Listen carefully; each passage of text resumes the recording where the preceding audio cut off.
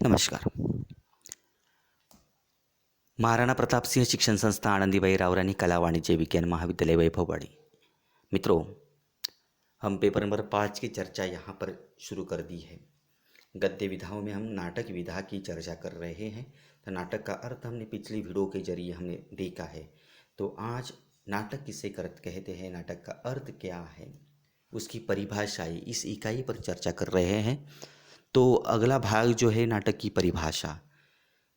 नाटक नट शब्द से निर्मित है, जिसका आशय है, नट शब्द का आशय है सात्विक भावों का अभिनय.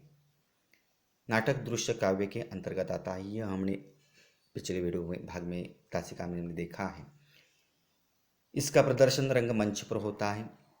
भारतेंदु हरिश्चंद्र ने नाटक के लक्षण देते हुए लिखा है कि नाटक शब्द का अर्थ नट लोगों की क्रिया है. दृश्य काव्य की संज्ञा रूपक है. रूपकों में नाटक ही सबसे मुख्य है. इससे रूपक नाटक को नाटक कहते हैं. तो इसकी विकास क्रम, इसके तत्व हम आगे देखने वाले हैं. तो इसकी परिभाषा किस तरह की है, तो यहाँ पर मैंने बाबू गुलाब राय जी की परिभाषा दी है. नाटक में जीवन की अनुकृति को शब्दगत संकेतों में संकुचित करने, उसको सजीव पात्रों द्वारा एक चलते फिरते सर्वप्रमाण रूप में अंकित किया जाता है, उसे हम नाटक कहते हैं. तो नाटक एक ऐसी विधा है जिसमें सभी शास्त्रों और शिल्पों के दर्शन पाए जाते हैं. नाटक मानव मन की अंतश्चेतना का अभिनयात्मक रूप है. अतः भाषा के माध्यम से हर्ष, उल्लास, दुख आदि भावनाओं को प्रकट करना नाटक की विशेषता है. नाटककार व्यक्तिगत भूमिका लेकर नाटक का वह निर्माण नहीं करता, क्योंकि नाटक सामूहिक कृति होती है. नाटक में सामूहिक आस्वाद एवं सामूहिक अनुरूपता वहाँ पर अपेक्षित होती है.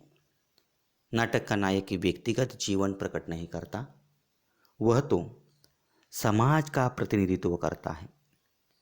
दर्शक पल भर के लिए खुद को भूलकर नाटक के पात्रों के साथ वह एक रूप होते हैं, और यही नाटक का सत्य है.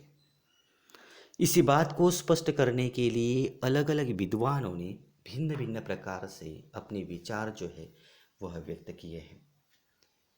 इसमें भरत मुनि की परिभाषा जो है वह इस तरह की है.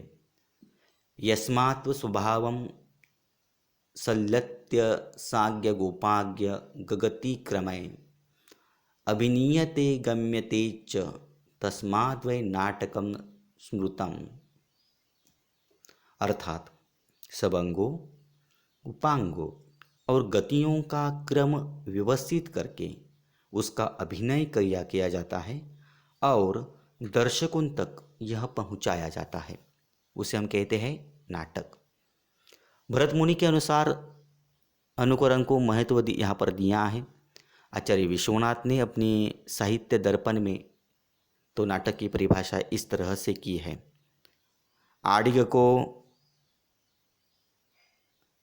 वाचिक चैव भाहार्य सात्विक तथा, अर्थात आंगिक, वाचिक, आहार्य और सात्विक भावों का अनुकरण क्या है, तो वह नाटक है.